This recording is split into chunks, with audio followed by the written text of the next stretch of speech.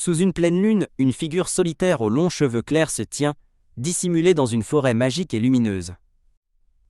Vroom. La figure encapuchée se tient maintenant devant un portail bleu massif et crépitant qu'elle semble avoir invoqué. Tendant le bras, la figure aux cheveux verts canalise son pouvoir, sa main planant au-dessus d'un cercle magique bleu complexe et lumineux. Le sort prend la forme d'un monstrueux golem de pierre à l'œil brillant, un énorme serpent bleu s'enroulant autour de lui de manière protectrice. La figure encapuchée nous tourne le dos, faisant face à un nouveau et puissant cercle magique jaune qui inonde la pièce de lumière. Un sourire confiant orne le visage du mage aux cheveux verts alors qu'il admire son œuvre. Une voix du passé résonne d'un avertissement sévère à une certaine Senna. Elle ne doit jamais vendre cette maison. La voix de Senna répond en souvenir, promettant à son grand-père qu'elle ne vendra jamais la maison et qu'elle y vivra. Une femme aux longs cheveux noirs, Senna, se réveille dans son lit, la lumière du matin inondant sa chambre.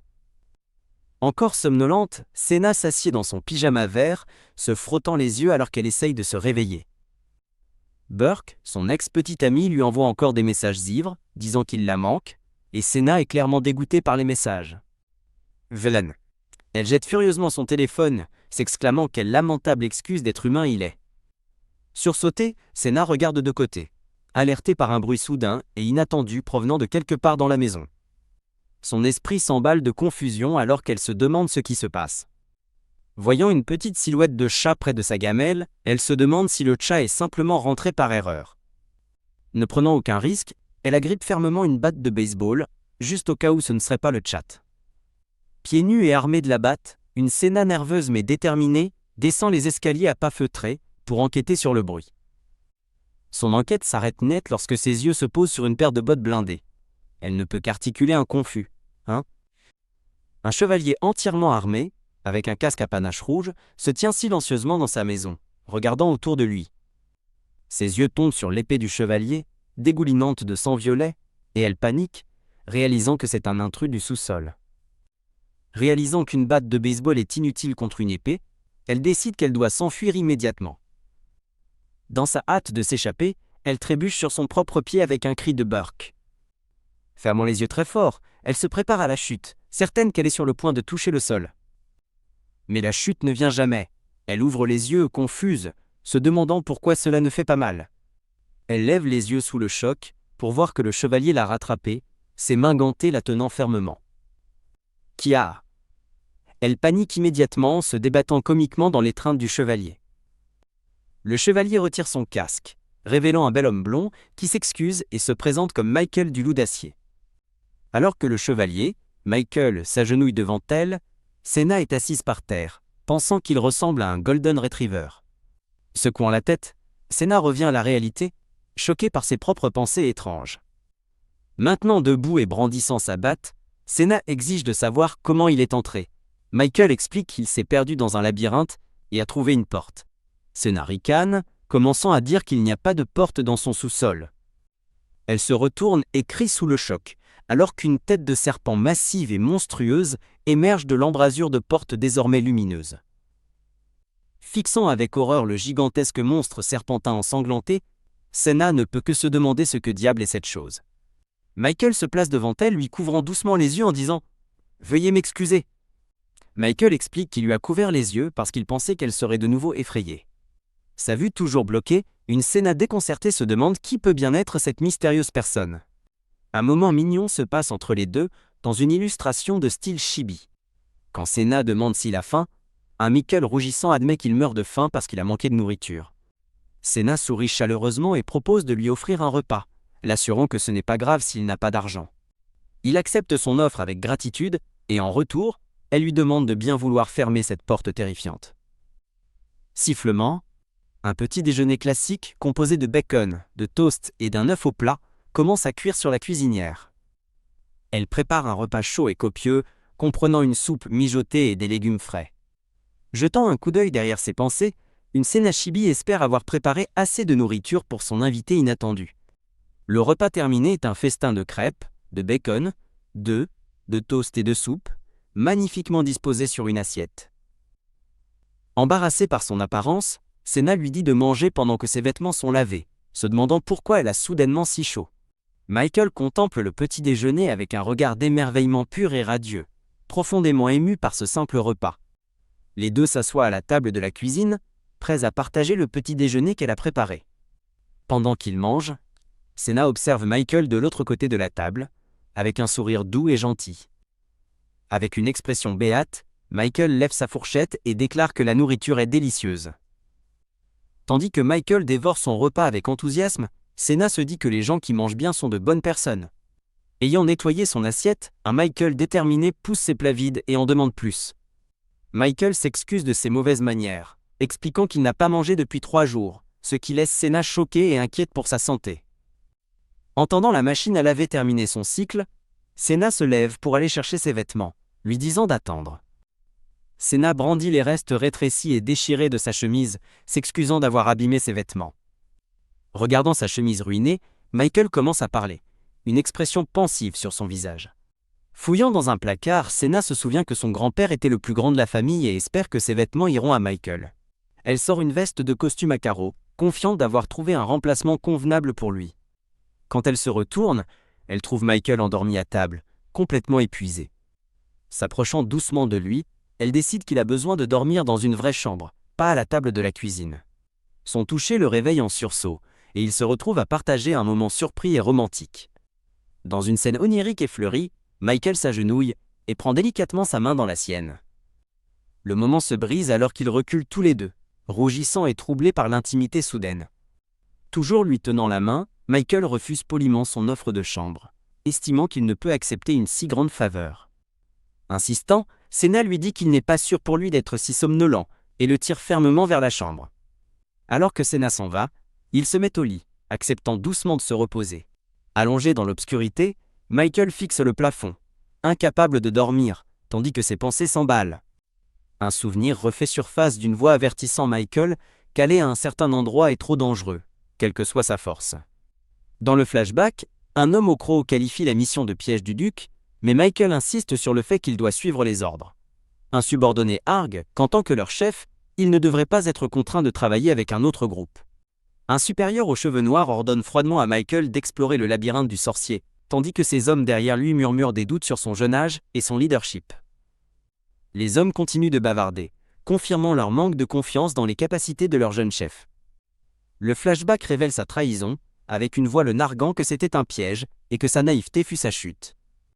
Un éclair de son casque à panache rouge marque un moment de danger soudain et critique dans le passé. Luttant pour sa vie, Michael se souvient avoir été coincé dans le labyrinthe pendant 3 jours sans nourriture ni eau. Il aperçoit alors une porte lumineuse qui est apparue soudainement, ses yeux s'écarquillant d'incrédulité. Serrant son collier lumineux, il se demande pourquoi cette voie d'évasion miraculeuse est apparue devant lui. Revenant brusquement au présent, Michael est réveillé en sursaut par la voix de Senna, annonçant qu'elle s'en va. Une Senna nouvellement habillée ouvre la porte d'entrée et est surprise de voir Michael debout là, lui demandant qui il est. Un livreur arrive à la porte avec un grand bouquet de roses rouges pour elle.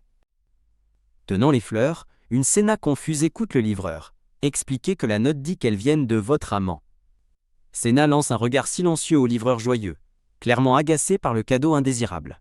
Michael se tient derrière Senna, la regardant d'une expression calme et observatrice. Balayant l'interruption, Senna assure à Michael que ce n'est rien et lui dit de se préparer à partir. Lui ayant préparé un sac pour son voyage, Senna regarde un Michael reconnaissant, de nouveau dans son armure, la remercier pour sa gentillesse. Alors qu'il se prépare à partir, Senna mentionne qu'elle prévoit de se débarrasser du sous-sol problématique bientôt. Avec un sourire éclatant, un Michael entièrement équipé est prêt pour son départ. Le guidant vers le sous-sol, Senna lui dit de ne pas s'inquiéter de la rembourser pour son aide. Descendant les escaliers du sous-sol, Senna se prépare mentalement, pensant à l'essaim de monstres qu'elle s'attend à trouver. Michael révèle un orbe violet lumineux, déclarant son intention de sceller la porte dangereuse avec du ciment. Atteignant le bas des escaliers, Senna marche dans le vide, choquée de découvrir que le sol du sous-sol a disparu. La porte du sous-sol a disparu, remplacée par un mur et une étagère, laissant Senna se demander où elle est passée tandis que Michael la retient. Michael observe avec une expression sombre, essayant de comprendre ce qui vient d'arriver au portail.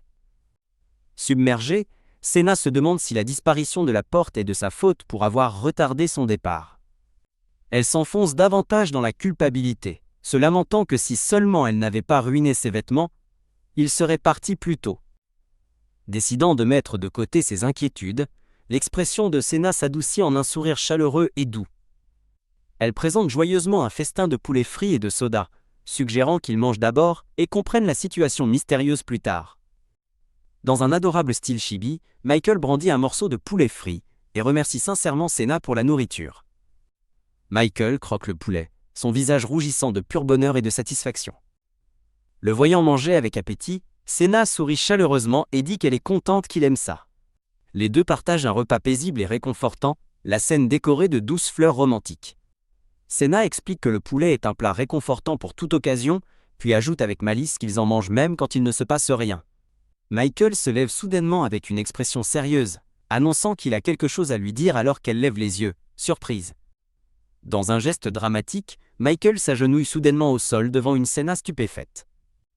La scène coupe brusquement sur un jeune homme inquiet en uniforme scolaire, debout dans l'embrasure de la porte, demandant ce qui se passe. Le jeune homme, Hong Se-jun, les confronte agressivement, exigeant de savoir qui est Michael. Senna le réprimande rapidement pour sa grossièreté. Michael sourit charmamment, s'excusant pour la présentation tardive et déclarant qu'il vient du royaume nordique. Un Se-jun complètement déconcerté ne peut que demander où se trouve le royaume nordique. Senna explique que Michael est vraiment apparu du sous-sol ce matin-là, rendant Se-jun furieux de ne pas avoir été informé plus tôt. Michael offre un sourire subtil et pétillant, ses beaux traits pleinement mis en valeur. Se-jun s'inquiète intérieurement, réalisant que la beauté stupéfiante de Michael sera définitivement un problème. Toujours sceptique, Se-jun défie Michael de prouver qu'il vient d'un autre monde en utilisant de la magie. Acceptant le défi, Michael dit qu'il n'a pas de magie, mais une énergie lumineuse et tourbillonnante commence à se former dans sa paume. Une flamme bleue brillante s'allume dans la main de Michael, alors qu'il demande avec confiance si cela compte comme preuve. Waouh! Un Se-jun nouvellement converti demande avec enthousiasme à en voir plus, appelant Michael Young, au grand étonnement de Senna. Maintenant complètement conquis, Se-jun dit avec enthousiasme qu'il veut aller au sous-sol pour voir l'armure et les épées avec son nouveau Young. Senna observe avec une expression impassible, tandis que Se-jun suit avec enthousiasme Michael, les imaginant comme un Golden Retriever suivi par un chiot enthousiaste. Interrompant l'excitation de Se-jun, Senna annonce qu'elle et Michael doivent aller quelque part. Elle lui tient fermement le bras, le tirant alors qu'il s'apprête à sortir. Vroom alors qu'ils sortent, une camionnette blanche fonce dans la rue, surprenant Michael. Dans la rue, une petite fille montre les cheveux de Michael à sa mère, tandis qu'une autre femme lui demande audacieusement son numéro, ce qui trouble Senna. Une Senna chibi gênée éloigne rapidement Michael de la femme entreprenante, lui expliquant ce qui vient de se passer. Pour remplacer ses vêtements abîmés, Senna emmène Michael faire du shopping, où il essaie une chemise blanche impeccable et un pantalon noir. Oh là là, Senna et les deux vendeuses sont complètement bouche bée devant sa beauté. Un Michael légèrement timide offre un sourire charmant, apparemment inconscient de l'effet qu'il produit sur les femmes. Maintenant pleinement investi, Senna pousse Michael à essayer d'autres tenues avec enthousiasme, tandis que les vendeuses présentent une variété d'options. Michael présente un montage de différentes tenues élégantes, ayant l'air naturellement bien dans chacune d'elles. Flex, une Senna chibi joyeuse, sort sa carte de crédit, déclarant avec bonheur qu'elle achètera tout d'un coup. Remarquant que Michael a l'air épuisé après la virée shopping, Senna suggère gentiment qu'il est temps pour eux de rentrer à la maison. En rentrant chez eux, Michael la remercie sincèrement, révélant qu'elle est la première personne à lui avoir acheté des vêtements, mais elle insiste que c'est son devoir. Il lui dit discrètement qu'il est orphelin, laissant Senna choquée et s'excusant immédiatement pour son insensibilité. Michael la rassure en disant qu'il voulait seulement exprimer sa gratitude, tandis qu'une Senna embarrassée dit que les vêtements lui vont tout simplement bien. Marchant devant, Senna se sent gênée d'avoir été excessive, et décide de se dépêcher de retourner auprès de Se-jun qui l'attend. La gêne s'estompe lorsque Michael dit quelque chose qui la fait rire alors qu'ils rentrent chez eux. Ils arrivent et voient un homme leur faire signe du bout de la rue, que Senna reconnaît avec appréhension. Senna recule d'horreur, reconnaissant l'homme comme son ex-petit ami avide et obsédé par l'argent qui l'a forcé à vendre sa maison. Son ex-petit ami souriant d'un air narquois, l'interroge grossièrement sur sa relation avec Michael, puis, en riant, qualifie sa propre question intrusive de plaisanterie. Furieuse de sa présence, Senna lui crie de disparaître et lui demande pourquoi il est même là. Michael se place protecteur devant une Senna effrayée, tandis que son ex exige de savoir qui il est. Michael jette un regard calme par-dessus son épaule, protégeant Senna de la confrontation indésirable. L'ex-petit ami insiste que ses affaires sont avec Senna, mais Michael s'avance fermement, exigeant de savoir de quoi il s'agit. Il ment effrontément, prétendant être le petit ami de Senna, ce qu'elle nie furieusement. L'ex lui attrape le poignet essayant de l'éloigner tout en la traitant de menteuse, mais la main de Michael jaillit pour intervenir. Boum! Michael saisit fermement le poignet de l'ex, lui lançant un avertissement glacial de ne plus jamais approcher Senna. L'ex-petit ami terrifié s'excuse et s'enfuit, laissant Senna se demander comment il a pu fuir si facilement après avoir agi de manière si dure. Tandis que son ex disparaît, Senna pousse un soupir de soulagement tandis que Michael se tourne vers elle et lui demande doucement si elle va bien. Senna, rougissante, sourit chaleureusement, remerciant Michael pour son aide et disant que tout va bien. Dans une fantaisie chibi, une Senna en colère déclare qu'elle a été trop douce avec son ex et qu'elle devrait l'écraser, paniquant un Michael tout proche. Dehors, Senna explique qu'elle et son ex sortaient ensemble.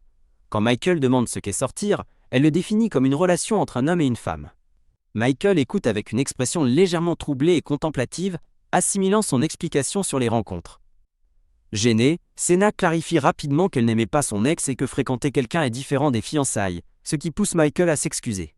Annonçant que leur relation passée est terminée, Senna se précipite vers la porte d'entrée, appelant Sejun à la laisser entrer.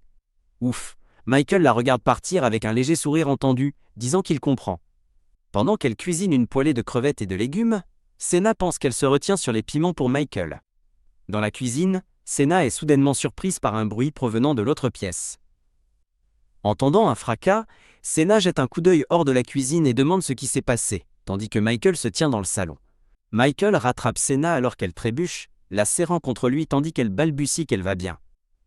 Un Michael rougissant prend des nouvelles de Senna, lui disant de le prévenir si elle se sent mal plus tard, et elle accepte doucement. Un flashback révèle un ensemble d'objets importants. Une lettre pliée, une bague ornée, un livre, et une photo d'une femme aux cheveux verts. Dans un moment chibi, un Michael rougissant tient une petite boîte, pensant qu'il s'est trop rapproché de Senna. Michael tient une bague provenant d'une boîte ouverte, tandis que Senna lit la lettre qui l'accompagne, se demandant ce qu'elle dit, alors qu'il pense qu'elle n'est pas une noble ordinaire. Tenant la lettre, Senna semble inquiète, tandis que Michael se demande si elle ira bien s'il lui dit la vérité. Senna et Michael se tiennent ensemble en silence, tous deux regardant la mystérieuse lettre dans ses mains. Michael hésite, commençant à parler à Senna avec une expression troublée. La scène passe à une galette savoureuse grésillante et dorée, garnie de crevettes et de légumes, tout juste sortie de la poêle. Waouh! Michael remercie Senna pour la nourriture avec un regard impressionné, mais elle s'inquiète qu'il ne semble pas heureux. Après que Michael ait pris une bouchée, son expression s'illumine, et une petite Senna chibi remarque le changement agréable. Souriante, Senna réalise qu'il est juste un mangeur difficile et lui offre du makgeolli, ou vin de riz, pour accompagner le repas. Rougissant, Michael commence à s'ouvrir, avouant qu'il a été séparé de ses parents quand il était jeune. Il poursuit son triste récit, admettant qu'il mangeait de l'herbe pour survivre, tandis qu'une Senna chibi inquiète réalise qu'il doit être ivre. Surpris, Michael insiste sur le fait qu'il va bien, mais Senna lui fait remarquer qu'il a l'air ivre, ce qu'il essaye de nier. Senna insiste sur le fait que Michael est trop ivre pour marcher, mais il refuse obstinément son aide, même en trébuchant. Michael perd l'équilibre et étreint Senna par derrière, s'excusant abondamment tandis qu'elle le rassure en disant que tout va bien. Posant sa tête sur son épaule, Senna réfléchit à leur proximité et remarque à quel point il sent bon. Après avoir préparé un lit au sol, Senna demande à Michael, assis, s'il veut mettre un pyjama. Sans prévenir, Michael commence à enlever sa chemise juste devant une Senna choquée. Pourquoi une Senna stupéfaite regarde Michael, révéler son physique musclé en enlevant sa chemise. Kia, une Senna embarrassée, couvre son visage rougi tandis que Michael, torse nu, s'assoit sur sa literie. Une Senna chibi paniquée lui hurle de ne pas enlever son pantalon alors qu'il atteint sa boucle de ceinture. Après l'avoir installé, Senna lui dit de s'allonger, mais il l'appelle doucement, la poussant à demander ce qu'il veut dire. Bien sous la couverture, un Michael rougissant admet que cela faisait longtemps qu'il n'avait pas parlé de son passé. Elle lui caresse tendrement les cheveux, promettant de lui préparer de délicieux repas désormais, ce qui le fait rougir. Touché par sa gentillesse, Michael contemple Senna, tandis qu'elle sourit chaleureusement, les yeux clos. Agenouillée à ses côtés, Senna regarde Michael allongé dans son lit et accepte discrètement sa promesse. Le lendemain matin, une Senna nouvellement vêtue sort de sa chambre.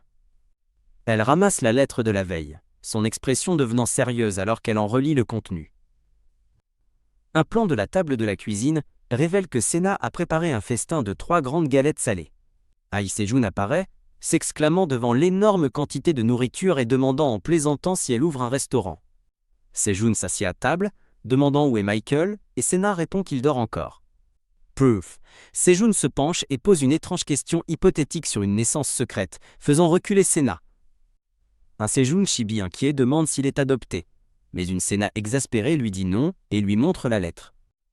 En lisant la lettre de leur grand-père, Hong Ha-gyu, Senna apprend qu'elle était destinée à être trouvée, après qu'elle ait appris sa naissance et qu'elle donne des instructions pour le portail. La lettre offre à Senna un choix. Rester ici, ou aller dans l'autre monde, surtout si elle a quelque chose à dire à son père. La lettre de son grand-père l'exhorte à voir sa patrie transformée et lui donne des instructions pour remettre un journal à sa tante si elle ouvrait la porte, mais si c'était quelqu'un d'autre. La pensée s'évanouit, montrant la silhouette sombre d'une femme, impliquant une autre ligne de conduite. Une source inconnue émet un ordre clair. Découvrez où elle se trouve. Ces gens digèrent la nouvelle choquante que leur arrière-grand-père venait d'un autre monde, le laissant stupéfait. Loin d'être effrayé, un Sejun émerveillé déclare la situation incroyablement intéressante, choquant Senna. Sejun fantasme sur l'utilisation de la magie, mais une Senna lasse lui rappelle les graves dangers d'un monde inconnu. Senna rejette l'idée, qualifiant leurs proches d'étrangers, ce qui pousse un Sejun frustré à demander pourquoi pas. Un petit sourire pensif apparaît sur le visage de Senna tandis qu'elle réfléchit à la situation. Senna révèle son plan. Ils peuvent calculer la réouverture du portail en utilisant la date d'arrivée de Michael. Sejun propose avec enthousiasme d'aller tous ensemble dans l'autre monde, mais Senna ne répond pas. Admettant qu'elle ne veut pas être séparée de Michael, Senna décide de lui en parler à son réveil. Boum!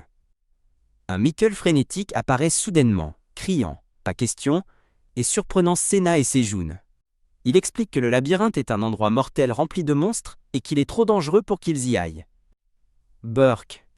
Dans un moment chibi, Michael lutte contre sa gueule de bois tandis que les frères et sœurs regardent. Senna lui offre de l'eau mielée pour sa gueule de bois, ce qu'un Michael reconnaissant accepte. Un Sejun furieux insiste que si c'est si dangereux, Michael ne devrait pas y aller non plus, l'interpellant par son nom. Michael se tait, son expression devenant sombre et contemplative en réponse. Il s'assied tranquillement à table, le dos tourné, tandis qu'il assimile leur conversation. Senna rappelle doucement à Michael la promesse qu'elle lui a faite la nuit précédente. Elle demande s'il doit toujours y aller, et il confirme d'un simple oui. Acceptant sa décision, Senna ferme les yeux et dit qu'elle a une faveur à demander. Le regardant dans les yeux, elle promet sincèrement de faire tout son possible pour l'aider. Touché par son offre sincère, Michael pose une main sur son cœur, son expression s'adoucissant. Senna explique que son arrière-grand-père a laissé un souvenir à retourner dans son monde, bien qu'elle ne sache pas comment il est arrivé ici. Un bref souvenir de sa famille renforce sa détermination alors qu'elle pense à quel point elle veut le livrer. Elle admet que même si elle aimerait pouvoir l'accompagner, l'aider est tout ce qu'elle peut faire de mieux. Tape. Un doigt appuie sur lecture d'une vidéo de la chaîne Senna Cook. Alors que de nombreux commentaires louent sa cuisine, plusieurs utilisateurs commencent à l'accuser de plagiat et de copier une autre chaîne. Assise sur son lit tard dans la nuit, Senna lit les commentaires sur son téléphone avec une expression troublée. Elle rejette les accusations dans son esprit, pensant que toutes les techniques pour faire du pajon sont essentiellement les mêmes. Bip! Son téléphone vibre avec une nouvelle notification, la faisant se demander ce qui se passe. C'est un message cruel de son ex-petite amie depuis un nouveau compte, la laissant complètement dégoûtée. Elle regrette son inaction, pensant qu'elle veut le maudire, mais n'a rien fait quand ils se sont rencontrés en personne. Submergée, elle se demande pourquoi elle a ressenti le besoin de fuir, et se lamente que les mauvaises choses arrivent toujours en même temps. Écœurée de frustration, elle se demande impulsivement si elle ne devrait pas simplement tout fuir en allant dans l'autre monde avec Michael. Sa colère impulsive s'estompe en doute de soi, alors qu'elle craint de devenir un fardeau pour lui. Serrant son oreiller, elle retrouve sa détermination, résolue à empêcher ce genre de situation de se reproduire.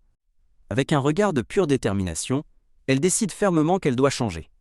Un coup à la porte interrompt ses pensées et elle invite la personne à entrer. Grincement. Michael apparaît dans l'embrasure de sa porte, et une Senna surprise demande ce qui ne va pas. Il admet avec hésitation qu'il est tard, mais demande s'il peut entrer pour lui dire quelque chose d'important. Un peu surprise, Senna lui dit qu'il peut entrer. Maintenant à l'intérieur, Senna semble confuse par un nom qu'il a mentionné, demandant « Astérion, qui est-ce » Michael explique qu'Astérion est un nom prestigieux et très connu. La scène se déplace vers un flashback d'un mage légendaire nommé Astérion, connu comme la gloire de l'Empire. Lorsque l'Empire tenta de le lier, un Astérion en colère partit et s'enferma derrière une grande porte. En son absence, l'Empire tomba en ruine et fut finalement détruit. Maintenant, les gens attendent dans les ruines, croyant que le grand mage reviendra un jour pour établir un nouvel empire. Senna suggère que c'est une coïncidence, mais Michael n'est pas d'accord et lui montre un bracelet vert lumineux comme preuve. Alors qu'elle l'atteint, il explique qu'il est fait d'un métal sacré qui ne peut être forgé et la prévient d'être prudente. Tenant le bracelet, Senna le regarde d'un air interrogateur, commençant à se demander s'il a raison. L'expression de Michael devient sérieuse alors qu'il explique qu'il y a un problème avec la plupart de ces métaux sacrés.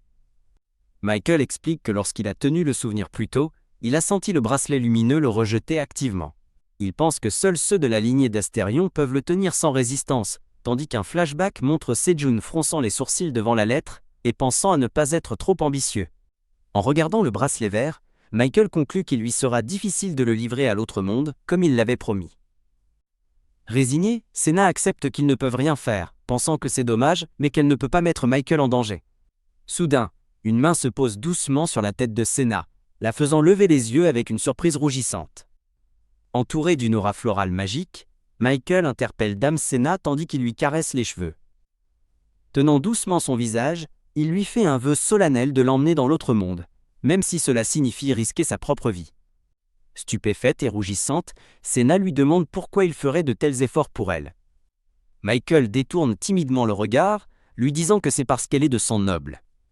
Il rencontre à nouveau ses yeux, expliquant sincèrement que puisqu'elle lui a sauvé la vie, il souhaite lui rendre sa gentillesse. Senna baisse les yeux, considérant sérieusement son offre en pensant que cette question implique plus qu'elle-même. Michael la regarde attentivement, son expression douce tandis qu'il attend sa décision. Boum. Un Sejun à l'air étourdi trébuche dans l'embrasure de la porte, demandant ce qu'ils veulent dire. Les confrontant, Sejun demande s'il retient encore sa sœur, ce qui pousse une Senna surprise à l'appeler par son nom. Sejun exige de savoir ce que Senna voulait dire, puis se tourne vers Michael, lui demandant de quoi il parlait. Un Michael troublé hésite, incapable de trouver les mots justes pour expliquer la situation.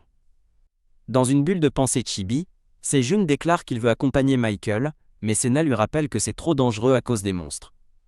Un flashback montre Senna et Sejun discutant de plans impliquant des armes à feu et des bombes, ce qu'un Michael chibi horrifié a désespérément tenté d'arrêter. Pour se préparer au danger à venir, ils ont suivi un entraînement intense, Senna pratiquant le tir à l'arc, et Sejun soulevant des poids sous l'œil du propriétaire de la salle d'arcade, Park Bong-cheol. La ramenant au présent, Michael demande à Senna si elle avait une question pour lui, tandis qu'une petite Senna chibi admet qu'elle n'était pas inquiète avec lui à ses côtés. Senna virevolte dans une magnifique robe lavande, demandant si c'est la tenue nordique qu'il voulait dire, et expliquant qu'elle l'a essayé pour lui. Elle le regarde avec un sourire confiant et rougissant et lui demande son opinion. Alors qu'un Michael embarrassé observe, Senna explique qu'elle a choisi la robe la plus longue qu'elle possède, exactement comme il l'avait suggéré. Une Senna chibi se souvient de Michael, lui disant de porter des leggings pour cacher ses jambes, ce qu'un Michael chibi rougissant confirme. Soudain, Senna trébuche sur le long ourlet de sa robe, poussant un cri de surprise. Un Michael choqué crie son nom avec alarme. Boum, Michael la rattrape juste à temps, la serrant dans une étreinte étroite tandis qu'ils rougissent tous les deux. Une Senna surprise lève les yeux, gênée par leur proximité soudaine et intime. La tenant fermement, un Michael inquiet lui demande si elle va bien. Il lui tient les mains, s'assurant qu'elle est stable tandis qu'il se regarde, toujours embarrassé. Rougissante, Senna pense qu'il l'a surprise en se rapprochant autant et essaye rapidement de ramener la conversation à la tenue. Michael explique que dans son monde, les femmes non mariées portent leurs cheveux lâchés ou tressés sur l'épaule. Suivant son exemple, Senna sourit tandis qu'elle tresse ses cheveux sur le côté. Un Michael embarrassé acquiesce timidement, confirmant que c'est ainsi que l'on fait. Remarquant sa réaction, Senna demande si quelque chose ne va pas, mais il se détourne rapidement, le niant. Se couvrant la bouche, un Michael rougissant explique que dans sa culture, Coiffer les cheveux d'une femme est un acte intime, réservé aux couples mariés. Un Michael Chibi embarrassé essaie d'expliquer les implications sociales tandis qu'un Sejun Chibi observe en silence. Oups, Sejun entre, surprenant Michael, et tend à sa sœur une boîte de flèches qu'elle avait commandée, qu'elle accepte avec gratitude. Michael détourne le regard, tiraillé par ses sentiments alors qu'il se dit de reprendre ses esprits, pensant qu'il n'ose pas. La scène passe de leur maison aux yeux déterminés de Sena, sa résolution étant maintenant prise. Devant eux, une magnifique porte lumineuse se matérialise, marquant l'entrée de l'autre monde. Désormais vêtu d'une armure, Michael se tient devant le portail et dit aux frères et sœurs de le suivre attentivement. Prenant une profonde inspiration, Sena se raidit et pense « C'est parti !» Michael les mène à travers un couloir de pierre éclairé aux torches, suivi de Sena et Sejun, qui sont maintenant habillés pour l'aventure et armés d'arcs. Alors qu'ils marchent, Sejun leur crie soudain d'attendre, surprenant Sena. Le trio s'arrête au bord d'un précipice, regardant un gouffre sombre et aquatique en contrebas. Sena halète, les yeux écarquillés de choc face à l'obstacle inattendu. Alors que le danger approche, Sena tire urgemment son arc, criant de se dépêcher. Sa flèche atteint sa cible, frappant un monstre insectoïde massif directement dans son point faible lumineux. Tandis que Michael tient le monstre à distance avec son épée, il leur crie de s'échapper, mais Sena refuse de le laisser derrière elle. Les yeux rouges et brillants du monstre jaillissent de l'obscurité, remplis de surprise et de colère. Prise de panique, Sena crie à Michael de faire attention, puis ferme les yeux de terreur. Un monstre joyeux, ressemblant à un insecte et nommé Jabberwock, se présente comme leur adorable guide de donjon. Le trio est assis, stupéfait, sous forme chibi, tandis que Sena demande « L'air absent, Jabber, quoi ?» Michael tient Sena près de lui, la regardant avec une expression douce et rougissante. Une Sena troublée lève les yeux vers ceux de Michael, le visage écarlate. Dans une bulle de pensée chibi, Sejun demande si c'est normal. Mais Michael admet n'avoir jamais rien vu de tel.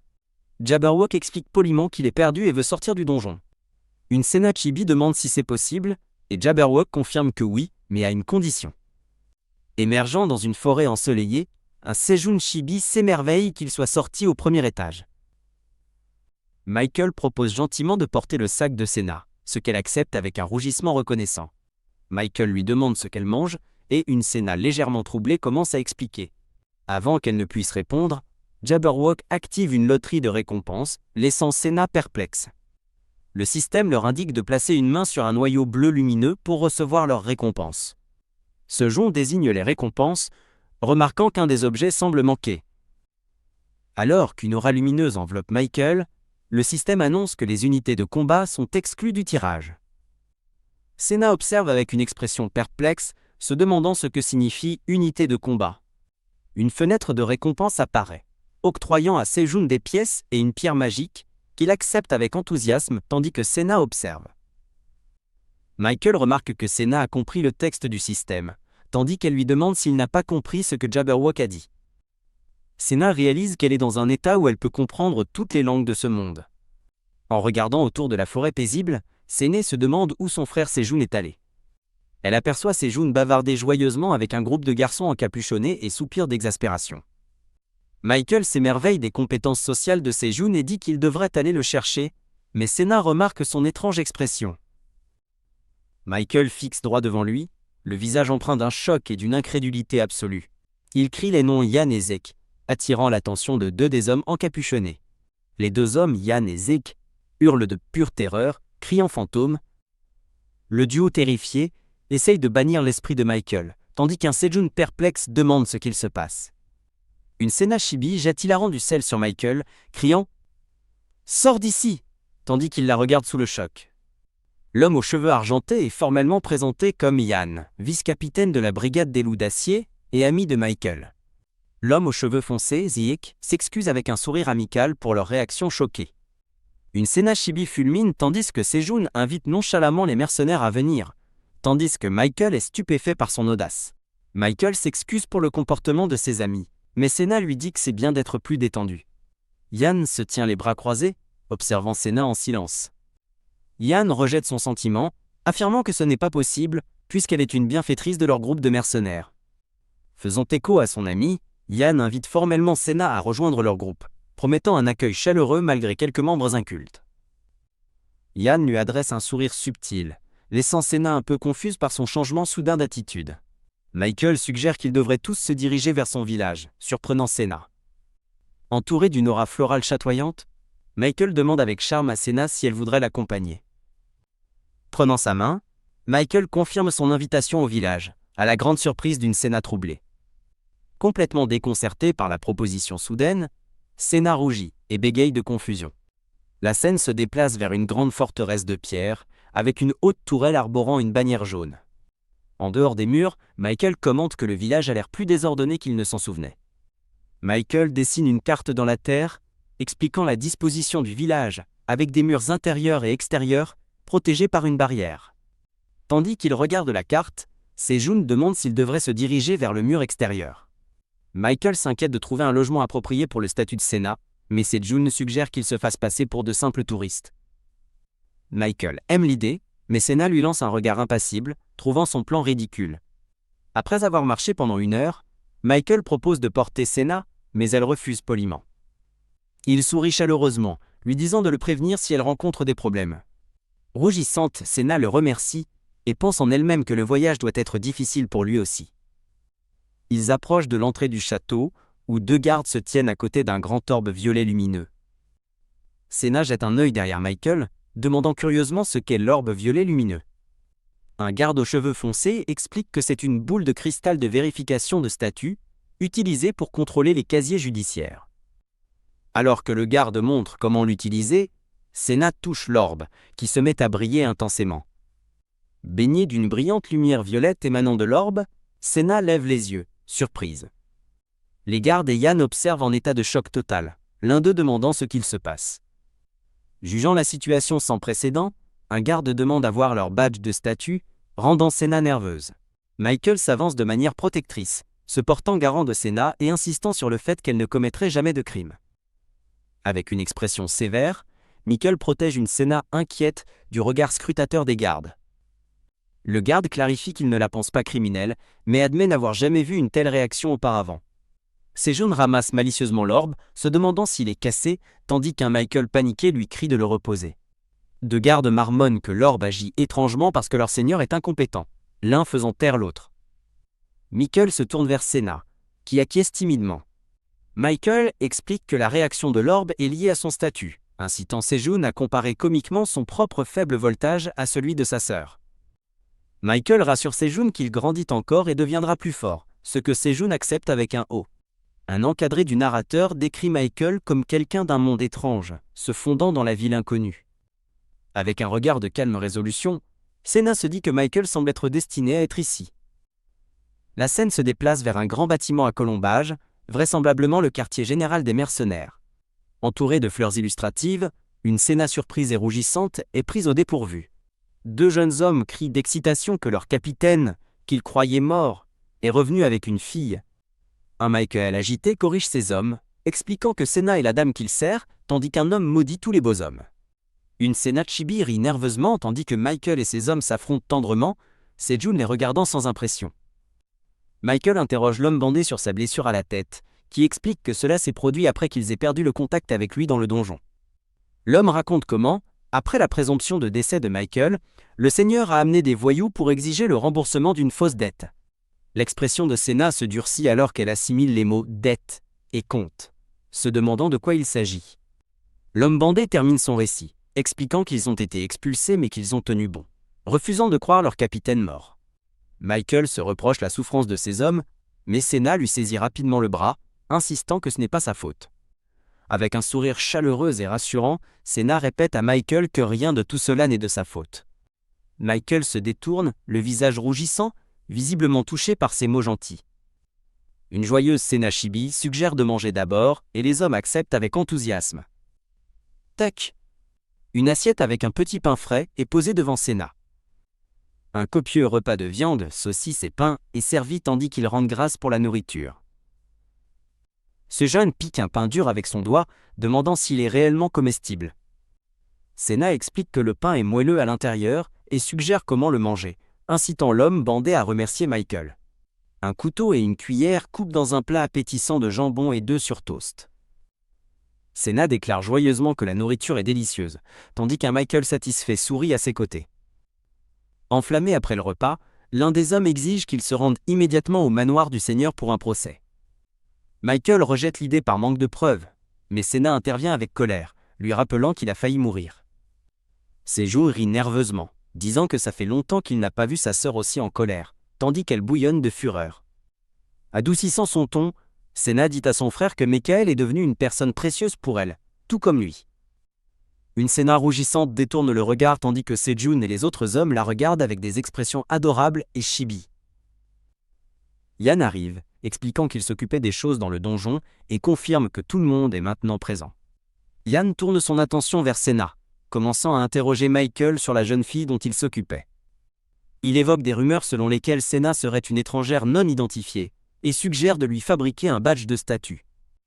Senna accepte qu'ils doivent partir tout de suite, son expression déterminée. Yan ordonne à Michael d'aller dans une autre pièce pour restaurer d'abord son identité. Yan explique à Senna comment utiliser l'obélisque pour vérifier ses informations et créer un badge de statut. En regardant l'écran bleu lumineux, Senna pense que cela ressemble à quelque chose d'un film de science-fiction. Confus, Yan se demande pourquoi il ne voit rien sur l'écran en regardant Senna. Une main gantée saisit soudainement le bras de Senna d'une prise ferme. UGH. Yan tire une Senna choquée en arrière, loin de l'obélisque lumineux. Coincé par Yan, une Senna désemparée lui demande pourquoi il agit ainsi, et il admet avoir senti que quelque chose n'allait pas. Avec une expression tendue, Yan se penche près de Senna et lui demande froidement de révéler sa véritable identité. Yan presse une dague sur la gorge de Senna, lui demandant accusatoirement ce qu'elle a fait à Michael, tandis qu'elle crie de douleur. UGH.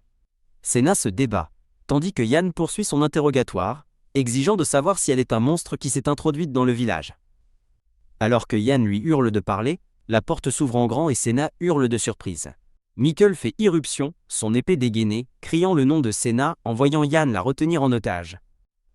Michael réalise que Yan a toujours essayé de les séparer, tandis que Zeke, ayant tout entendu, dit à Yan de laisser Senna partir. Yan serre Senna plus fort, criant que Michael a été ensorcelé par un monstre, mais Michael lui dit qu'il a perdu la tête.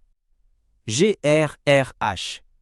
La dague presse contre le cou de Senna tandis qu'elle serre les dents de douleur et de peur. Le visage de Michael se tord de rage, tandis qu'il menace Yan, lui demandant s'il espère être tué. Pensant vite, Senna dit désespérément à Yan d'attendre, proposant de prouver son identité avec un bracelet qu'elle a dans sa poche. Yan rejette avec colère son offre comme un stratagème, refusant de faire confiance aux paroles d'un monstre. Senna insiste sur le fait qu'elle dit la vérité, déclarant que le bracelet prouvera son identité ou qu'il pourra faire ce qu'il veut.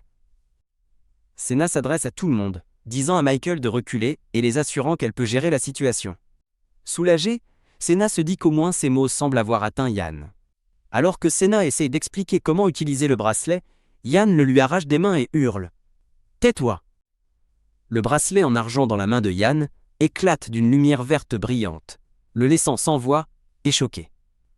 Yan fixe l'artefact lumineux avec incrédulité, se demandant si Senna disait vraiment la vérité sur son identité. Avec le bracelet lumineux comme preuve, Senna révèle calmement qu'elle est l'arrière-petite-fille du grand magicien Astérion.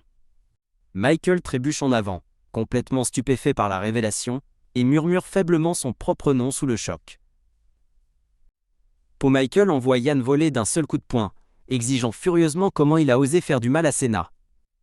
Senna attrape rapidement Michael, l'assurant qu'elle n'est pas blessée et le suppliant de calmer sa rage. Michael attira Senna dans une étreinte serrée, tandis qu'elle sentit sa rage, son angoisse et sa peine accablante pour elle. Réconfortée par sa protection féroce, Senna pense que cela rend tout acceptable et plaisante en disant que c'est elle qui devrait frapper Yan. Yan s'excuse formellement auprès de Senna, qui lui offre en retour un petit sourire indulgent. Senna tapote joyeusement à Michael troublé, lui disant qu'elle n'était pas vraiment en colère et qu'il ne devait pas se sentir mal. Senna fait un câlin réconfortant à Michael par derrière, pensant qu'il peut être étonnamment enfantin pour une personne aussi sérieuse. Sejun attrape furieusement Yan par sa chemise, lui criant dessus tandis que Senna demande à son frère ce qu'il fait. Sejun crie avec colère à Yan, stupéfait, de se lever, hurlant que rester là ne changera rien. Senna attire doucement son frère en pleurs dans une étreinte, tandis qu'il observe, toujours contrarié. Michael console un Sejun en larmes, qui nie pleurer, tandis qu'un Yan hébété se relève du sol. Regardant Yan plein de remords, Sena suggère calmement qu'il est temps pour eux d'avoir une petite discussion. Après avoir expliqué qu'elle avait loué une chambre à la guilde, Sena se tourne vers Yan et Zeke, déclarant qu'ils ont quelque chose à dire. Slam. Yan s'incline profondément, implorant pour sa vie en punition de son crime, tandis que Zeke observe terrifié. Sena dit froidement à Yan d'expliquer son raisonnement au lieu de simplement s'excuser, le laissant bégayer. Une narration en flashback explique le raisonnement de Yan. Michael est revenu d'un labyrinthe mortel, avec une femme mystérieuse qu'il prétendait être sa sauveuse.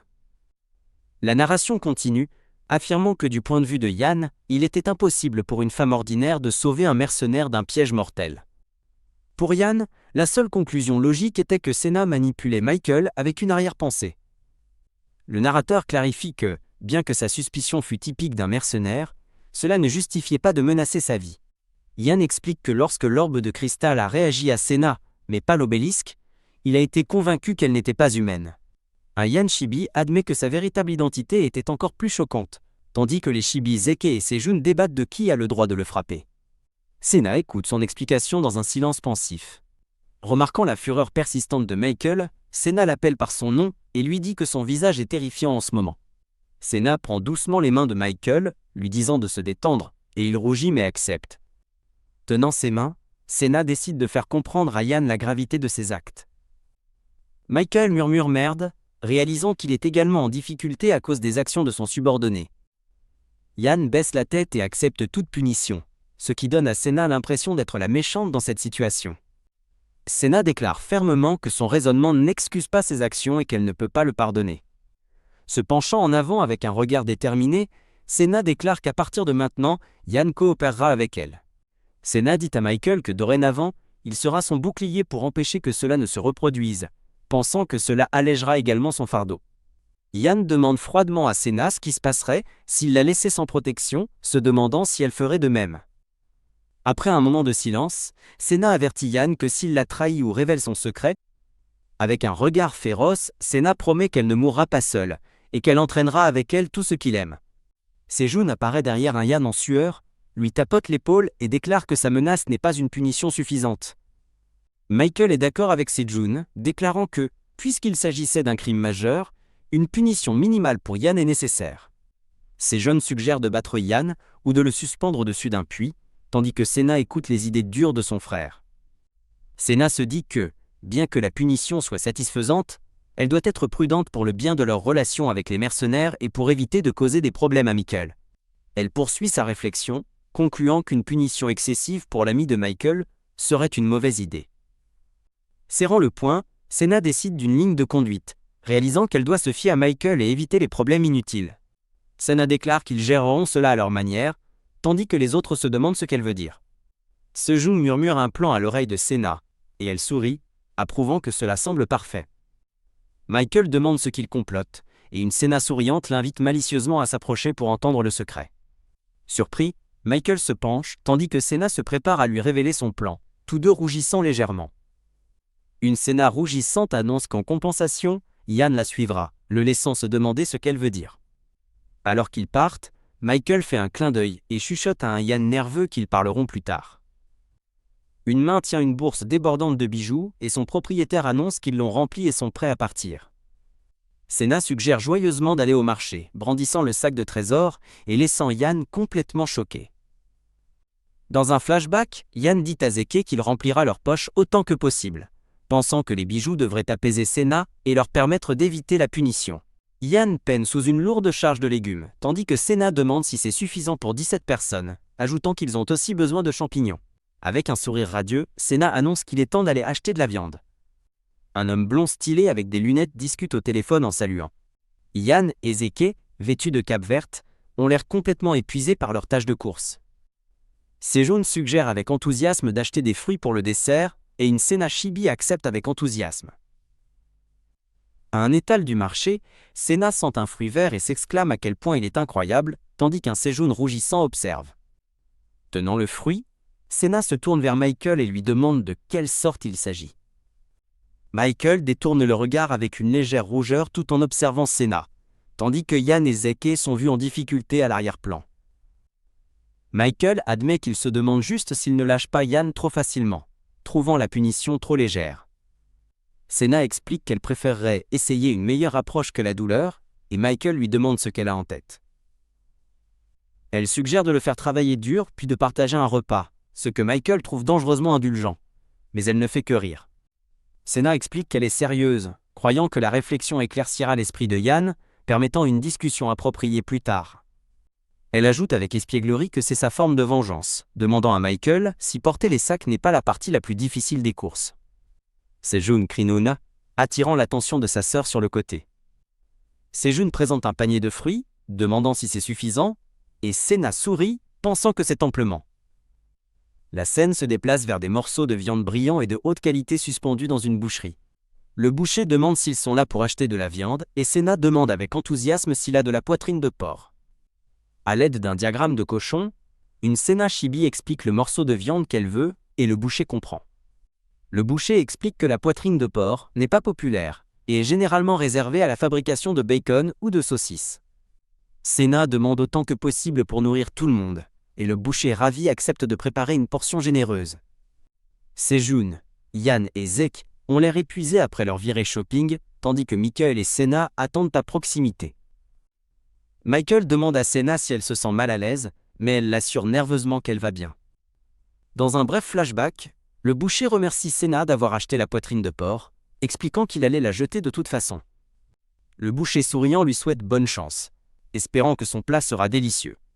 Sena demande à Michael si griller de la poitrine de porc est inhabituel dans ce monde, et il admet que c'est peu familier.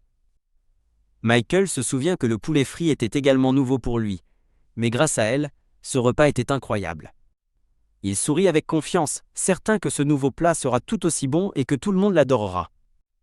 Sena regarde Michael, légèrement troublé et touché par sa foi en sa cuisine. Un grand et mignon esprit de l'eau bleue s'agite joyeusement. Yan annonce que lui et Ondine, l'esprit de l'eau, laveront les légumes, ce à quoi Sena acquiesce joyeusement. Waouh! Le tas de légumes est instantanément et magiquement lavé à fond, avec un éclat. Sejun félicite avec enthousiasme Yan pour avoir terminé le travail de préparation si rapidement. Mais Yan, modeste, attribue l'aide aux esprits. Tenant l'esprit de l'eau bleue et mou, Sena pense que c'est frais et doux, comme une outre d'eau. Dans une explosion de flammes, Yan révèle une petite créature ardente, nichée dans ses mains. Il présente le mignon lézard rouge comme salamandre, un esprit de feu. En faisant ses adieux à Yan et Zeki, épuisés, Sena se sent soulagé que tout semble se dérouler sans accroc. Sena se tourne, surprise, alors que son frère, Sejun, l'interpelle pour attirer son attention. Tadam! Sejun révèle fièrement un récipient de samjang, le qualifiant de son arme secrète, à la totale incrédulité de Sena. Un Sejun Chibi ajoute d'un air suffisant qu'il a aussi apporté du gochujang, de l'huile de sésame, et même des ramen. En riant, Sena tapote l'épaule de son frère et annonce que, les préparatifs étant terminés, il est temps de rassembler tout le monde pour le repas. La table étant dressée, une Sena Chibi demande à chacun de la regarder attentivement, alors qu'ils commencent à griller la viande. Tenant une paire de pinces, Sena explique que la personne la plus responsable doit griller la viande pour qu'elle ne brûle pas. Grésillement.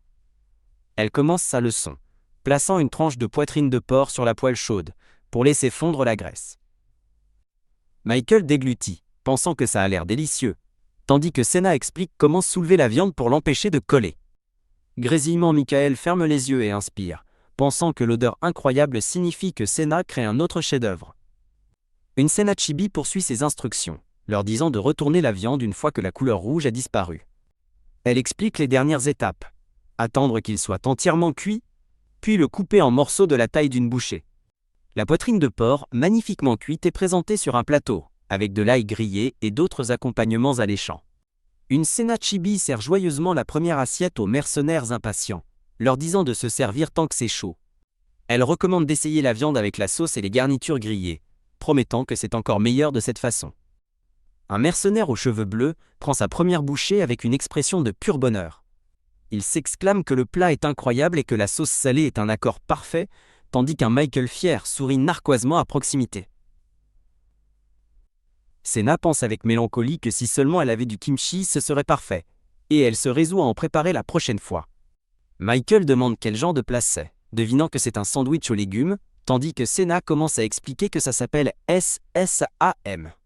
Elle lui montre comment tenir correctement la feuille de laitue garnie pour que la garniture ne tombe pas. Rouge de confusion, Michael regarde Senna lui tendre le wrap terminé, lui disant d'ouvrir grand la bouche. Un Michael gêné ouvre la bouche pour accepter le wrap que Senna lui donne à manger. Les autres mercenaires taquinent leur commandant rougissant d'être si chanceux, laissant une Senna confuse se demander ce qui se passe. Senna demande avec inquiétude si Michael va bien, le regardant trop occupé à mâcher pour répondre. Ayant terminé son repas, Ian annonce qu'il va partir maintenant. Senna regarde Michael avec inquiétude, se demandant pourquoi il n'arrête pas de s'étouffer, tandis que Ian s'éloigne en arrière-plan. Sejun attrape malicieusement Ian par derrière, lui demandant où il pense aller alors qu'il reste tant à faire. Un Ian énervé serre la mâchoire, demandant ce qu'il y a d'autre à faire. Sejun tend brusquement un bol de légumes à un Ian choqué, lui ordonnant de remplir les sauces et de réapprovisionner les légumes verts.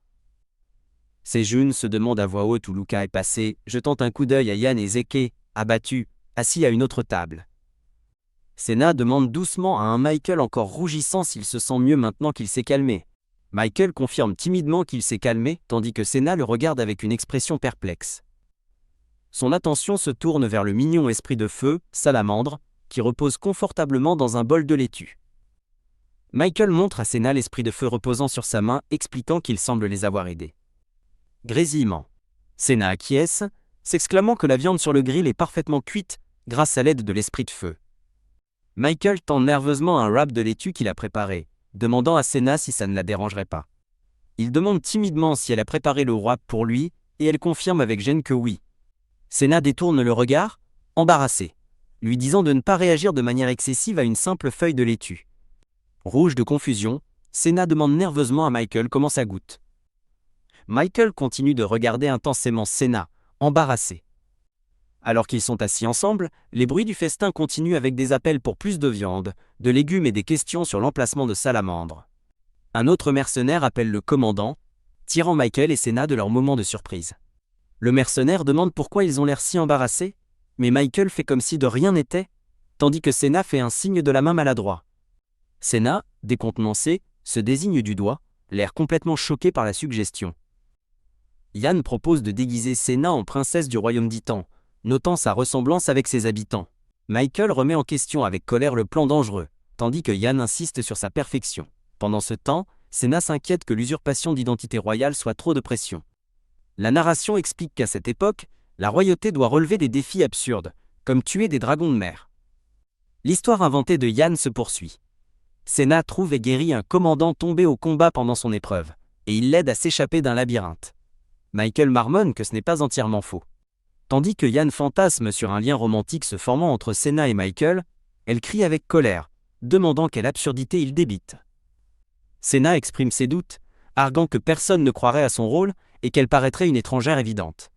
Ian la rassure en disant qu'ils ont juste besoin de semer la possibilité qu'elle soit de la royauté, mais elle s'inquiète en silence du danger. Michael saisit Ian avec colère, révélant qu'il a déjà raconté l'histoire aux gens, tandis qu'un Ian triomphant lui sourit. Paniqué, Ian s'enfuit en criant à Michael de retourner dire à tout le monde que l'histoire n'est pas vraie. Senna, exaspérée, s'assoit seule, se demandant ce qu'elle est censée faire maintenant que la rumeur circule. Un Michael rougissant s'approche de Senna et lui dit qu'il pense que le rôle de princesse lui va très bien, la surprenant. Michael affirme que personne ne douterait de sa prétention d'être une princesse, mais il s'écrie alors « Ah, chaud !» alors que quelque chose lui brûle la main. Alarmé, Michael demande si Senna va bien tandis qu'elle grimace, révélant le petit esprit de feu Salamandre sur sa robe. Senna se demande si l'esprit l'a mordu par faim, mais Michael tire son épée, lui disant sévèrement de le poser. Michael protège Senna avec son épée, alors que de minuscules salamandres envahissent le sol, la prévenant de se tenir à l'écart du danger. Un garçon blond à l'expression inquiète appelle son « commandant ». Un homme aux cheveux bleus gît inconscient et face contre terre sur un lit. Michael entre précipitamment en demandant ce qui ne va pas, tandis qu'un homme aux cheveux gris est assis calmement à côté de l'homme inconscient sur le lit. L'homme aux cheveux gris explique que l'homme aux cheveux bleus a juste abusé de sa magie et s'est évanoui à cause du pouvoir des esprits devenus incontrôlables. Senna regarde l'homme inconscient et réalise que c'est Luca, le mage des esprits qui l'a aidé auparavant. L'homme aux cheveux gris s'approche de Senna, qui regarde toujours Luca et lui demande de lui parler. Un homme aux cheveux gris enragé frappe du poing, exigeant que quelqu'un répète ce qu'il vient de dire. Avec Senna derrière lui, Michael fait face à l'homme gris furieux, qui se moque de l'idée d'usurper l'identité royale tandis que Senna essaye de calmer Michael. Le mercenaire aux cheveux gris s'affaisse au sol, déclarant sombrement qu'ils seront tous exécutés s'ils sont capturés. Michael crie sur la défensive qu'il n'est pas celui qui a lancé la rumeur, rejetant la faute sur Zeke. Le mercenaire aux cheveux gris explique le vrai problème: si l'identité de Senna est révélée, leurs ennemis tueront tout le groupe de mercenaires pour l'atteindre. Il poursuit, tiraillé entre son devoir juré de protéger Senna et sa responsabilité envers son groupe de mercenaires. Michael saisit le mercenaire avec colère, lui disant d'arrêter de parler d'être utilisé, tandis que l'homme rétorque que Michael en a assez, et claque la table de frustration. Les larmes aux yeux, Senna écoute leur amère dispute, pensant avec colère. Senna finit par craquer, criant aux deux d'arrêter. Elle s'excuse, admettant n'avoir pensé qu'à elle-même et à ses jounes, sans considérer le danger pour les mercenaires. Pour les protéger, Senna annonce qu'elle et son frère déménageront dans un autre logement demain. Michael commence à protester, mais Senna l'arrête, disant qu'elle ne veut plus qu'il se batte avec Yann. Le mercenaire aux cheveux gris précise avec abattement qu'il ne se battait pas, il se faisait juste tabasser. Frustré, le mercenaire écarte la situation d'un geste de la main, tandis que Senna dit à un Michael tendu que c'en est assez. Michael demande avec insistance à Senna si elle déménage vraiment et propose de partir avec elle. Senna refuse gentiment, rappelant à Michael son devoir envers les mercenaires et qu'elle retournera bientôt dans son propre monde. Elle ferme les yeux, pensant tristement qu'elle a échoué à réaliser le vœu de son arrière-grand-père. Au lieu de cela, Senna caresse doucement le visage rougissant de Michael dans sa main. Souriant chaleureusement, elle lui demande de promettre qu'il lui rendra visite parfois. Un Michael profondément troublé détourne le regard, submergé par son contact et sa demande sincère. Senna annonce joyeusement qu'il est temps de partir pour que Luca puisse se reposer, se disant qu'elle a peut-être trop forcé. Dans son lit, les yeux de Luca sont légèrement ouverts, alors qu'il assimile ses mots sur le retour à son monde et à son arrière-grand-père. La scène se déroule par une journée lumineuse et ensoleillée en ville. Apportant un verre d'eau, Senna vérifie l'état de Luca, qui lui demande si elle va bien. Un grand oiseau orange flamboyant repose sur son bras. Luca sourit et la salue, caressant doucement l'esprit oiseau flamboyant perché sur son bras. L'esprit oiseau, Inis, rapporte que les autres esprits intermédiaires n'ont pas encore répondu à son appel. Senna écoute avec une légère inquiétude et surprise. Luca dit à Inis de rentrer, mais l'oiseau continue de fixer intensément Senna, la laissant se demander pourquoi. Terrifié par le regard intense de l'esprit oiseau, Senna le supplie mentalement de partir. L'esprit oiseau orange flamboyant, Inis, continue de fixer d'un regard perçant et intimidant. Luca s'excuse d'avoir effrayé Senna, expliquant que son contrat avec l'esprit est nouveau et difficile à contrôler, alors qu'il accepte un verre d'eau d'elle. Inis s'envole du bras de Luca, annonçant qu'il a quelque chose à dire. Luca explique qu'après s'être évanoui, il s'est réveillé avec la capacité d'invoquer un esprit intermédiaire, spéculant que son pouvoir a grandi trop vite. Une Senna Chibi soulagée dit qu'elle craignait de l'avoir surmené, mais un Luca Chibi insiste sur le fait que son arrivée n'a apporté que de bonnes choses aux mercenaires. Avec une petite salamandre sur son épaule, Luca lui demande si elle peut invoquer l'esprit, affirmant que ce n'est possible que si elle est enregistrée comme mage spirituel. Un Luca Chibi excité demande à une Senna Chibi aux yeux écarquillés si elle veut devenir une mage spirituelle. Tenant la petite salamandre, Luca explique qu'un mage spirituel est quelqu'un qui peut entendre les voix des esprits. Confuse, Senna dit qu'elle ne les a jamais entendus, tandis que la salamandre remue sur la table à proximité. La petite salamandre crache une gemme rouge brillante. Senna et un Luca choqué s'exclament à l'unisson une pierre d'esprit, tandis qu'il examine la gemme dans sa main. La salamandre fixe Luca avec colère, ce qui pousse une Senna Chibi à noter son caractère. Un choc d'énergie traverse Luca tandis que ses yeux brillent de surprise, une expression qu'une Senna Chibi n'a jamais vue auparavant. Senna demande si la pierre est dangereuse, mais un Luca Chibi fatigué explique que c'est un cadeau pour elle, lui rappelant quand un chat apporte un présent. Senna accepte joyeusement le cadeau et câline la salamandre, pensant « Désolé Luca », tandis qu'il la regarde les yeux larmoyants. Luca demande à Senna si elle a vu le vice-capitaine, et elle demande s'il fait référence à Yann. Avec une expression inquiète, Senna admet qu'elle n'a pas vu Yann depuis hier. Luca révèle nerveusement qu'il a accidentellement surpris leur conversation de la veille. Senna réalise avec un sursaut que Luca était éveillé et a entendu sa conversation critique, regrettant sa négligence. Luca demande si Senna s'est enfui avec le capitaine par amour, la laissant complètement déconcertée par la question. Luca interprète joyeusement son histoire d'autre monde comme venant d'un milieu roturier, tandis que Senna tente de corriger son malentendu. Michael jette un coup d'œil dans la pièce, annonçant qu'il lui a apporté un cadeau, et lui demandant si elle a un moment. Michael ajoute qu'ils doivent aussi terminer leur conversation d'hier, sous le regard surpris de Luca et Senna. Après le départ de Luca, Senna serre le poing avec une seule larme, pensant au nom de Michael avec frustration. Le frère de Senna, Sejun, prend la pose avec de nouveaux vêtements, se vantant que Michael les lui a achetés et se sentant très cool.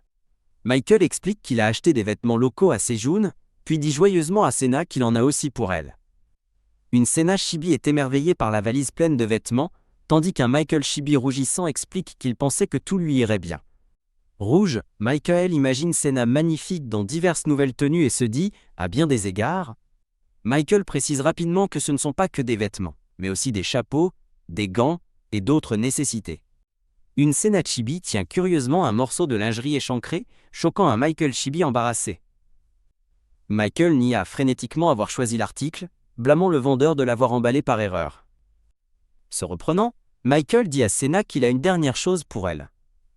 Michael révèle fièrement qu'il a obtenu une pièce d'identité temporaire pour Senna, puisque la sienne n'était pas enregistrée, tandis qu'en arrière-plan, son frère Sejun ne parvient pas à obtenir sa propre pièce d'identité. Michael dit joyeusement à Senna qu'elle peut désormais sortir librement, et lui propose de l'emmener dans un endroit qu'il a déjà recherché. Michael attend patiemment tandis qu'une Senna rougissante baisse les yeux, considérant son offre. Senna se dit que Michael était toujours là pour l'aider chaque fois qu'elle était en difficulté. Elle poursuit sa pensée, reconnaissant qu'il essaie toujours d'être de son côté alors qu'elle le regarde avec affection. Senna s'approche d'un Michael surpris et rougissant. Souriant chaleureusement, Senna prend la main de Michael et l'atmosphère devient romantique. Senna le regarde avec un sourire doux et pétillant. Le moment est rompu par Sejun, qui a de nouveau changé de vêtements et exhorte avec enthousiasme sa sœur à se préparer à sortir avec eux. Sejun demande à son frère, Michael, ce qu'il fait tandis que Michael tremble d'une intense confusion. L'œil de Michael tressaute, complètement submergé par la situation. Michael reprend rapidement son calme et accueille Senna de nouveau dans la pièce. Portant maintenant une jolie robe jaune neuve, Senna remarque à quel point elle est douce, tandis que Michael confirme que la taille est parfaite. Senna sourit de toutes ses dents, heureuse et belle dans sa nouvelle robe. Ces jeunes marchent joyeusement aux côtés de Michael en ville, bavardant sans arrêt, tandis que Senna les suit dans sa nouvelle robe. Senna, rougissante, les regarde, pensant à quel point Michael est timide. Michael jette un coup d'œil en arrière, complètement troublé par son attention. Senna rit joyeusement, se sentant insouciante dans sa magnifique nouvelle robe. Souriant avec assurance, elle se tourne vers Michael et lui demande si elle est belle. Senna joint les mains, l'air ravie et heureuse de sa réaction. En regardant le marché animé, Senna pense que le paysage n'est pas seulement joli, mais magnifique. Sejun appelle Michael avec impatience pour qu'il les rejoigne, et Michael accepte rapidement. Leur sortie les mène à une place publique bondée, où une silhouette encapuchonnée s'adresse au public depuis une estrade. La silhouette encapuchonnée parle d'une personne bien connue nommée Astérion, captivant l'attention de Senna, Michael et Sejun dans la foule. Remarquant la foule, Senna demande à Michael s'il devrait bouger, mais il insiste que c'est bon, l'air un peu nerveux. L'homme âgé aux cheveux blancs sous la capuche jure de revenir, surtout dans des endroits bondés comme celui-ci. Senna sourit, pensant que cette journée amusante l'aide à oublier les récents problèmes. Sejun applaudit avec enthousiasme le grand-père sur scène, tandis qu'un Michael rougissant le regarde à ses côtés. Plus tard, il visite un rocher portant l'empreinte de la main d'un arrière-grand-père, où Sejun pose pour une photo. Le trio traverse une forêt sereine et étincelante, Sejun étirant les bras. L'humeur de Senna change alors qu'elle regarde autour de la forêt, une pensée pensive commençant à se former. Elle réalise que cela ressemble plus à une enquête qu'à une visite touristique, une pensée qui fait que Sejun se prend la tête de frustration. Un Michael troublé admet timidement qu'il voulait juste la réconforter. Sejun s'excuse rapidement, rappelant à Senna qu'il l'a fait pour elle, bien qu'elle pense que c'était lui qui l'avait suggéré. Senna glousse, amusée par l'hyperactivité inhabituelle de son frère aujourd'hui. Elle sourit, se sentant heureuse, mais se demandant si laisser Michael faire tout cela est vraiment bien. Senna dit à Michael qu'il n'a plus besoin de faire cela pour elle, le laissant confus et lui demandant pourquoi.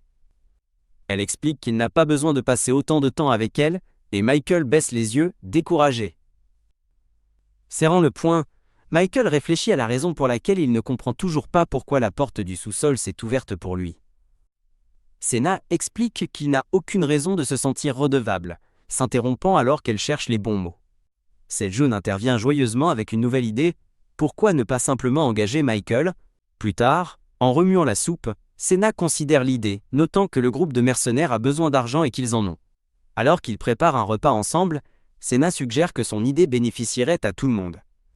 Sejun demande si elle s'inquiétait aussi de la dette. Sena confirme, expliquant qu'une fois celle-ci réglée, il pourrait partir en bons termes. Michael insiste qu'il a juré de la servir, et qu'il les aiderait de toute façon, tout comme ils l'ont aidé. Alors que d'autres mercenaires colportent des rumeurs sur Michael étant la fiancée du capitaine, Sena soupire, pensant qu'il ne lui appartient pas de s'opposer s'il veut partir. Sena reconsidère son plan, renonçant à un parrainage et insistant pour que ce soit un prêt à la place. Sejun a un éclair diabolique dans les yeux, jurant de faire payer des intérêts élevés et d'enseigner aux mercenaires les dures réalités du capitalisme. En regardant son frère dominer un mercenaire s'inclinant, une Sena Chibi horrifiée se demande si son éducation n'a pas été un peu gâchée. Sena présente son plan à Michael, lui demandant son opinion, mais il reste momentanément sans voix. Rayonnant de fierté, Michael exprime sa gratitude qu'elle pense si bien de leur groupe de mercenaires. Sena rit, regardant un petit plat jaune qu'elle a préparé. Un mercenaire à cape verte accepte joyeusement un bol de soupe d'une Sena légèrement troublée. Le mercenaire complimente la sauce blanche savoureuse et la sauce rouge aigre douce, demandant la recette. Sena explique que la sauce rouge est du ketchup à base de tomates et que la blanche est de la sauce tartare. Michael apparaît soudainement, heureux de l'avoir trouvé. Au moment où Michael commence à partager d'importantes nouvelles sur Astérion, Sena lui enfonce joyeusement une fourchette de nourriture dans la bouche. Mâchant, un Michael troublé reconnaît le goût des boulettes de poisson d'avant. Sena rayonne, présentant une assiette de boulettes et disant qu'elle l'attendait. Michael trouve la nourriture délicieuse, tandis que Sena l'encourage à manger plus, alors qu'un mercenaire chibi à proximité frissonne de chair de poule. Michael tente frénétiquement de clarifier quelque chose, insistant « Ce n'est pas ça ». Il dit urgemment à Sena qu'il a des informations importantes sur Astérion. Sena rejette joyeusement son inquiétude, mais Michael insiste que ce qu'il a à dire est vrai. L'air enjoué de Sena s'efface, remplacé par un regard de confusion anxieuse, alors que les mots de Michael concernant Astérion commencent enfin à prendre tout leur sens.